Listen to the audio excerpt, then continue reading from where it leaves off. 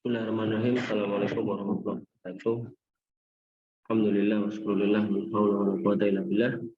Wassalatu wassalamu ala Rasulillah wa ala alihi wa sahbihi wa mawalah.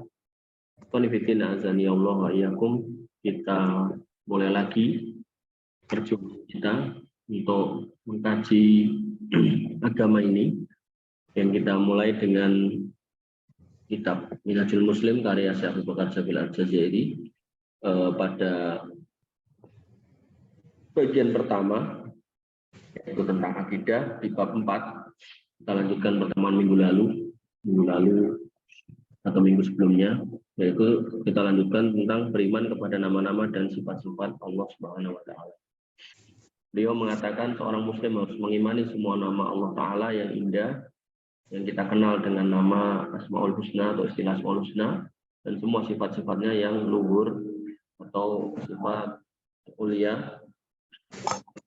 Dia tidak boleh mempersekutukan dengan selain Allah dalam semua nama dan sifat itu. Artinya nama Allah Subhanahu wa taala dan sifatnya dalam banyak kasus tidak boleh disamakan dengan makhluk.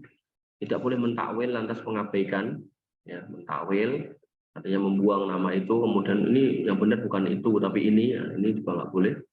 Juga tidak boleh menyerupakan sifat-sifatnya dengan sifat-sifat makhluk, ini yang dikenal dengan nama tasbih, gitu. Kemudian juga kemudian lantas mengadaptasikannya atau takyif, gitu kan, mempertanyakan gimananya, atau mengumpamakannya, tamsil, gitu kan. Nah, semua ini mustahil, sebab Allah Subhanahu wa taala hanya menetapkan nama dan sifatnya yang dia tetapkan sebagai dirinya sendiri serta ditetapkan oleh Rasulnya. Allah juga hanya menafikan segala cacat dan kekurangan yang dia nafikan dari dirinya sendiri serta dinafikan oleh Rasulnya. Artinya semua yang disampaikan Allah itu harus kita terima dan tidak boleh kita tafsirkan dengan tafsir yang menyimpang atau bertentangan dengan apa yang dikehendaki oleh Allah Subhanahu wa taala. Baik secara garis besar maupun secara rinci, semua ini berdasarkan dalil nakli dan akli. Dalil nakli yaitu dalil yang tertulis di dalam Al-Quran, dalam sunnah. Akli adalah tentang hal.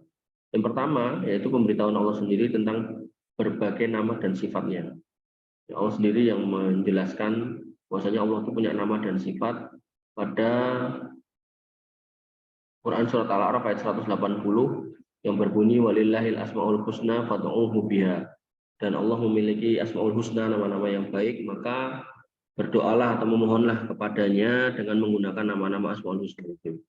Wa darul ladzina yulhiduna fi asma'ih, maka tinggalkanlah mereka orang-orang yang menyimpang dari kebenaran dalam menyebut nama-namanya, sayuzauna makanu ya'malun, bahwa mereka nanti akan mendapatkan balasan atas apa yang mereka lakukan atas perbuatannya menyimpangkan nama-nama Allah Subhanahu wa taala.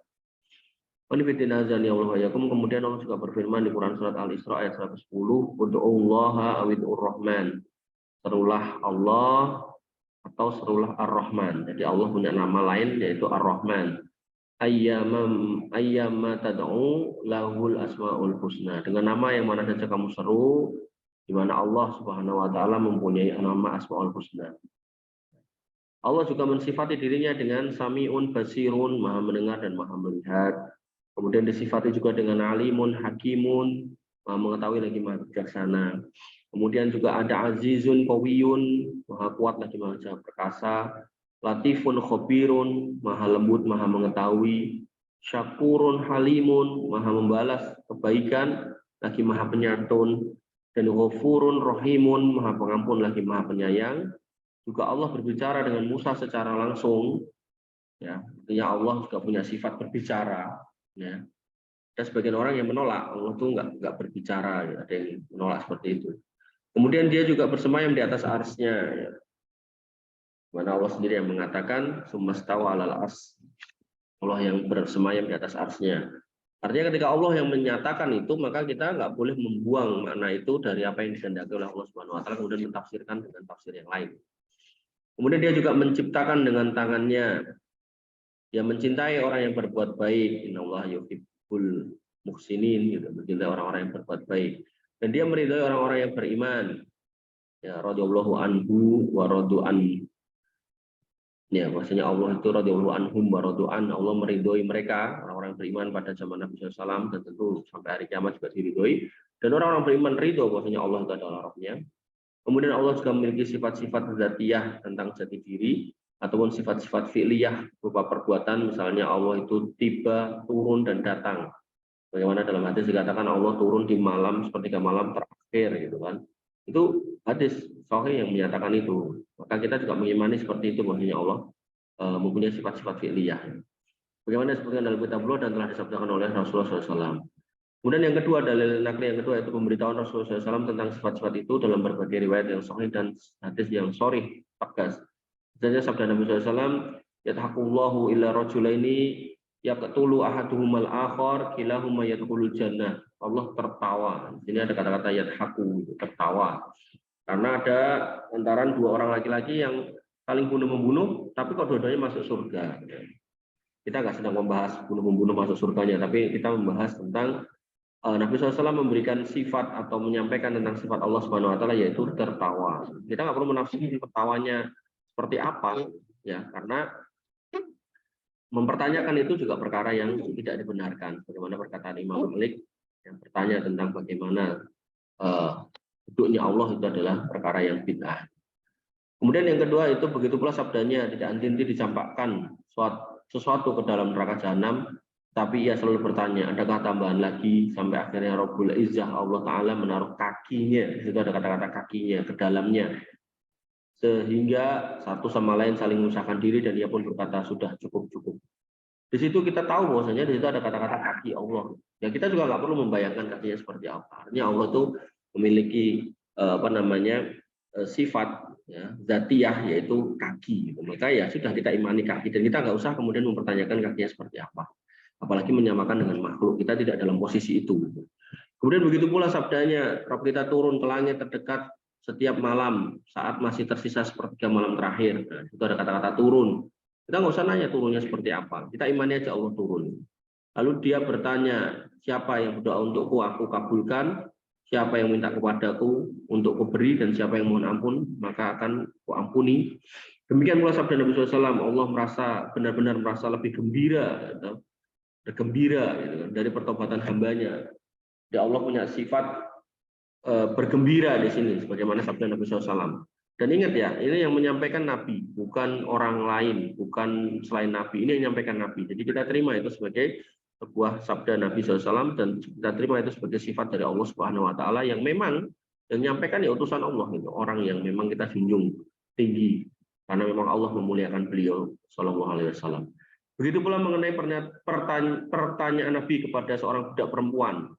Ya, jadi ada budak perempuan yang kemudian dicoba atau dites sama Nabi SAW untuk dibeli kambingnya. Kemudian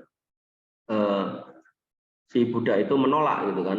Kemudian karena kebaikan beliau atau si budak ini menunjukkan kejujuran, maka Nabi ngetes sekali lagi gitu. Dengan pertanyaan di manakah Allah? Maka budak itu menjawab di langit. Ini menunjukkan keimanan yang lurus nih. Ya, dia Muslim gitu kan.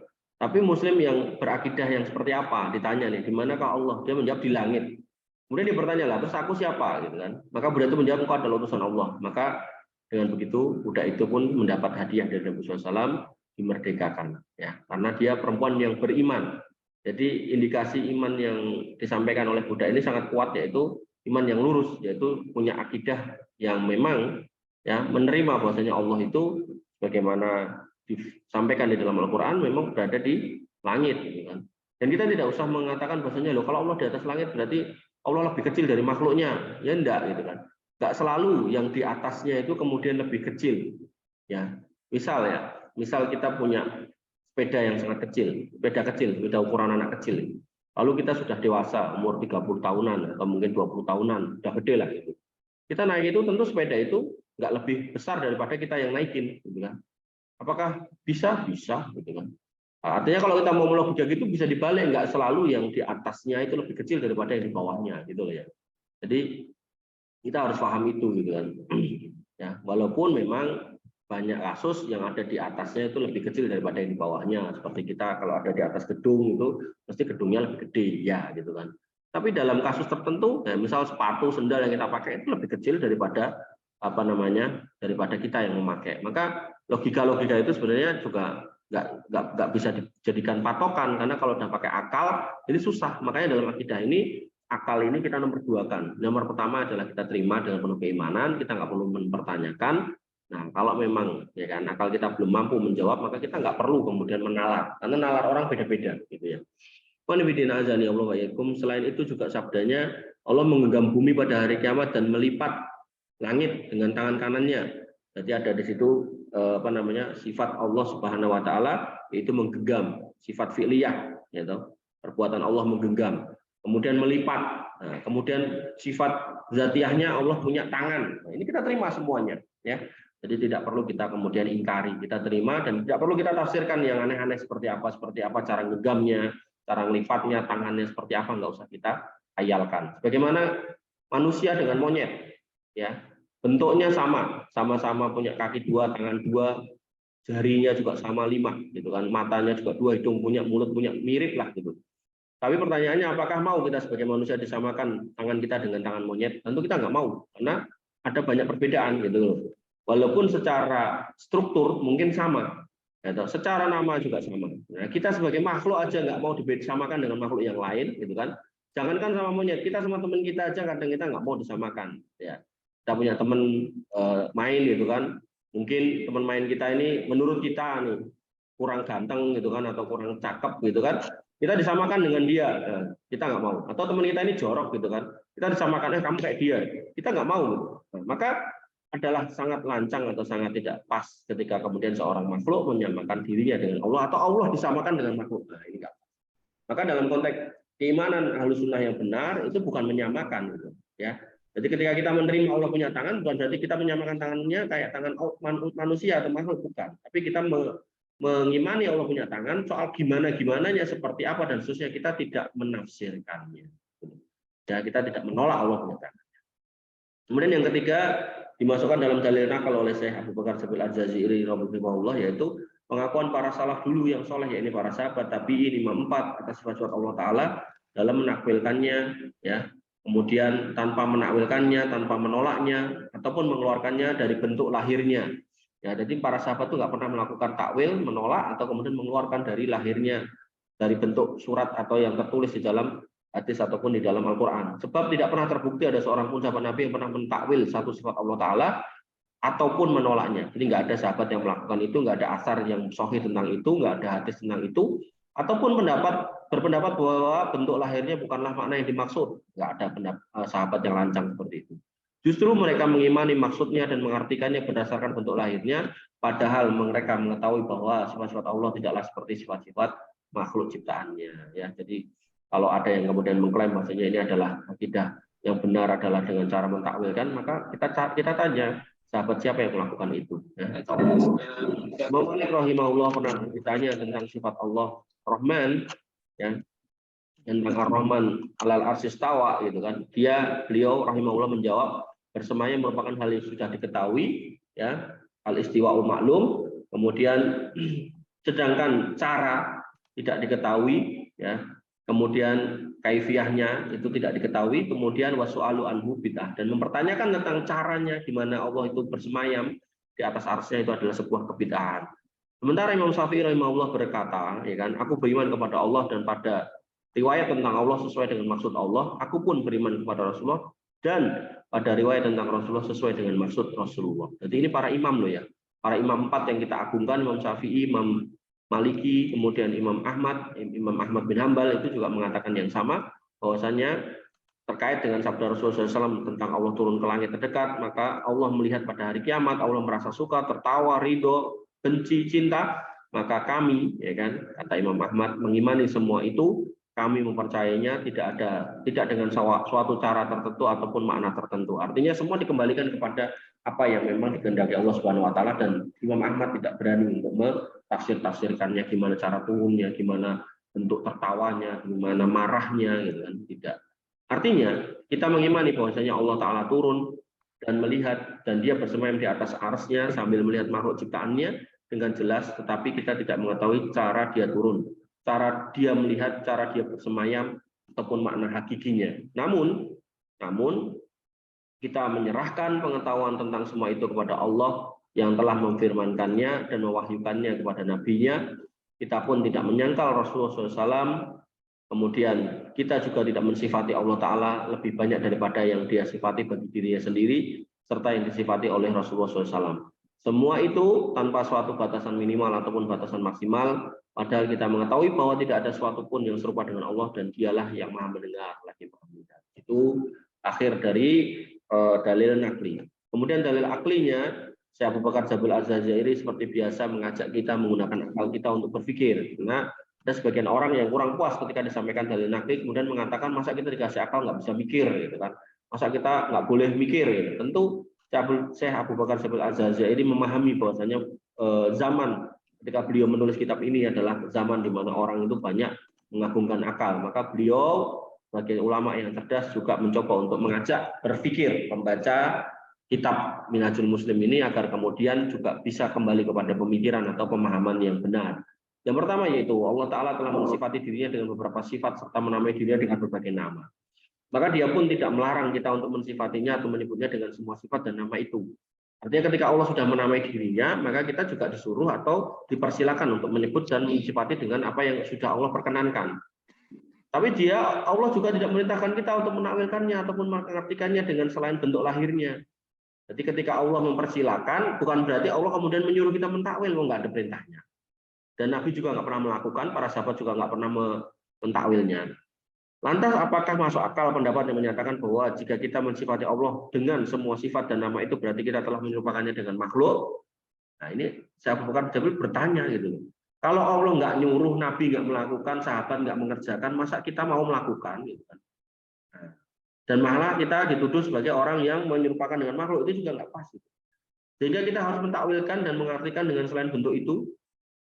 Padahal jika kita mengabaikan atau mentaktil atau menafikan sifat Allah Ta'ala maupun mengingkari nama-namanya, itu disebut sebagai ilhad, maka justru ada ancaman. Bagaimana firman Allah Subhanahu wa taala dalam Surah Al-A'raf yang tadi sudah kita baca, wadarul ladzina yulhiduna fi asma'ihi sayujzauna ma kanu ya'malun. Tinggalkan orang-orang yang menyimpang dari kebenaran dalam menyebut nama-namanya, nanti mereka akan mendapat balasan terhadap apa yang telah mereka kerjakan. Poinnya adalah gini loh, ketika Allah menyebutkan namanya dan nggak nyuruh mentakwil, nggak nyuruh mentaktil, gitu kan? Nabi nggak mengerjakan, sahabat nggak mengerjakan. Kenapa kita harus mentakwil? Kenapa kita harus mentaktil? Yang ada ayatnya bukan suruh mentakwil, bukan mentaktil, tapi yang ada adalah ayatnya yang melarang menyimpang dari menyebut nama Allah. Artinya justru yang ada adalah orang yang menyimpang gitu loh. Sehingga harusnya kalau kita mau berpikir ya kita harus hati-hati jangan sampai menjadi orang yang menyimpang dalam memahami asma dan sifat Allah Subhanahu wa taala. Ini yang harus dipahami ya. Jadi ayat memerintahkan untuk mentakwil nggak ada, yang ada adalah ayat yang menyatakan Allah akan memberikan ya balasan kepada orang yang menyimpang. Jadi kita harus hati-hati tentang ayat atau tentang perbuatan menyimpang dalam memahami makna sifat-sifat Allah Subhanahu wa taala gitu loh.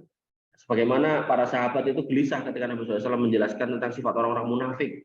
Mereka bertanya, hatta Abu Bakar As-Siddiq pun bertanya kepada Hudzaifah, apakah aku juga termasuk orang munafik gitu kan? Bayangkan seorang Abu Bakar As-Siddiq, orang yang dijamin masuk surga bertanya seperti itu gitu kan. Khawatir gitu. Ya, harusnya kita tuh khawatir jangan sampai menyimpang, bukan justru malah kita menjadi orang-orang yang mencoba untuk menerjemahkan dengan segala macam cara yang pada akhirnya berpotensi menyimpang karena nggak ada perintah untuk menafsirkan gitu. Dan Nabi nggak pernah melakukan, para sahabat nggak pernah mencontohkan. Nah, sehingga kita harus meninggalkan. Kemudian yang kedua, orang yang menafikan salah satu sifat Allah Ta'ala lantaran khawatir menyebutkannya dengan makhluk atau tasbih, justru mulai menyerupakannya dengan sifat-sifat makhluk. Jadi kalau kemudian kita ya kan menolak itu atau kita mencoba menyingkirkan bahwasanya jangan diterjemahkan tangan, atau nanti tidak serupa dengan makhluk. Loh, berarti perbuatan membuang makna tangan itu berarti justru menyerupakan dengan makhluk, gitu kan? Ya. Lantas belakangan dia merasa khawatir menyerupakannya dengan makhluk, sehingga dia kabur menuju penafian dan pengabaian. Gitu. Jadi awalnya dia khawatir, akhirnya justru dia malah menyamakan, gitu. Karena takut dia menyamakan, maka disingkirkan. Jadi itu sama aja menyamakan, gitu. Tapi dengan makna yang sebaliknya. Gitu. Dia juga menafikan dan mengapikan sifat-sifat Allah Ta'ala yang telah dia tetapkan bagi dirinya sendiri. Ketika Allah mengatakan Allah tertawa, oh jangan, tertawa itu maksudnya bukan begitu, tapi begini. Loh, kalau Anda mengatakan begitu, berarti kata tertawa untuk Allah Anda samakan dengan tertawa untuk makhluk. Nah, ini juga masalah juga gitu. Bukankah dengan begitu dia malah menghimpun dua dosa besar, yaitu menyerupakan Allah dengan makhluk dan mengabaikan nama dan sifatnya. Bisa Abu Bakar Jabil Al-Jazir mengatakan orang yang menolak sifat Allah itu dosanya dua kali, yaitu dosa menolak dan dosa menyangkal. Melihat kenyataan ini, bukankah masuk akal jika Allah Subhanahu Wa Taala disifati saja sesuai dengan yang dia sifati bagi dirinya dan yang disifati oleh Rasulnya bagi dirinya, sambil meyakini bahwa semua sifatnya tidak menyerupai sifat-sifat makhluk, sebagaimana zatnya tidak menyerupai zat makhluk. Ya, jadi yang paling aman adalah kita terima Allah sebut tangan, Allah sebut tertawa, Allah sebut bersedih dan seterusnya, Allah sebut kaki tadi, kemudian Allah sebut turun, kita terima aja. Nah, tapi nggak usah disamakan dengan makhluk dan nggak usah ditolak gitu loh. Karena kalau kita menolak itu ya berarti kita menyamakan dengan makhluk gitu loh. Kenapa kok ditolak hadis tentang turun? Ya kan turun kan itu makhluk gitu kan. Kita harus terjemahkan yang lain ya, berarti kamu menyamakan dengan makhluk kalau gitu. Ya, ini menurut saya Abu Bakar Jabir Al-Jazairi. Kemudian poin yang ketiga yaitu mengimani sifat-sifat Allah Ta'ala dan mensifatinya dengan semua sifat itu dan tidak meniscayakan penyerupaan dengan sifat-sifat makhluk atau tasbih. Jadi kita imani apa adanya dan tidak kemudian menyerupakan dengan sifat makhluk. Sebab menurut akal tidak mustahil Allah memiliki sifat-sifat khusus yang tidak menyerupai sifat-sifat makhluk, tapi hanya memiliki kesamaan nama semata. Jadi saya Abu Bakar Jabil Al-Jazairi menyatakan bahwasanya terkadang namanya itu sama tapi hakikatnya beda. Namanya sama, hakikatnya beda. Bagaimana kita kenal ada motor gitu. Motor ada banyak, motor yang mana, merek apa gitu kan. Nah, jadi sang pencipta memiliki sifat-sifat tersendiri sementara makhluknya juga punya sifat-sifat sendiri. Maka ketika Allah Maha melihat, makhluknya juga melihat. Tapi cara melihat Allah tentu berbeda dengan cara melihat makhluknya. Seorang muslim yang mengimani sifat-sifat Allah Ta'ala dan mensifatinya dengan sifat-sifat itu selamanya tidak pernah berkeyakinan bahwa tidak pernah terbesit dalam benaknya bahwa tangan Allah sama seperti atau menyerupai tangan makhluk dalam segala arti, bukan sekedar kesamaan. Ya, jadi kita hanya memahami bahwasanya itu hanya sekedar nama yang sama, tapi bentuknya, caranya, segala macam kaifiatnya kita nggak pernah mencoba untuk menafsirkan tentang tangan Allah itu seperti apa. Sebab pasti ada perbedaan yang sangat jauh antara sang pencipta dan makhluk, baik dalam zat, sifat maupun perbuatannya. Allah Ta'ala berfirman, Qul wallahu ahad, Allahu samad, lam yalid walam yulad, walam yakul lahu kufuwan ahad. Katakanlah dialah Allah yang Maha Esa. Allah adalah Tuhan yang bergantung kepadanya segala sesuatu, dia tidak beranak dan tidak pula diperanakkan, dan tidak ada sesuatu pun yang setara dengan dia. Kemudian Allah juga berfirman, tidak ada sesuatu pun yang serupa dengan dia, dan dialah yang maha mendengar lagi maha melihat. Ini adalah akhir dari bab 4 tentang tema beriman pada nama dan sifat-sifat Allah Subhanahu wa taala. Demikian yang bisa kita sampaikan pada kesempatan kali ini tentang kajian kitab Minhajul Muslim pada bagian pertama yaitu akidah pada bab 4 tentang tema beriman kepada nama-nama dan sifat Allah Subhanahu wa taala. Kurang lebihnya saya mohon maaf. Alaikum subhanakallahumma wa bihamdika asyhadu an la ilaha illa anta astaghfiruka wa atubu ilaik. Assalamualaikum warahmatullahi wabarakatuh.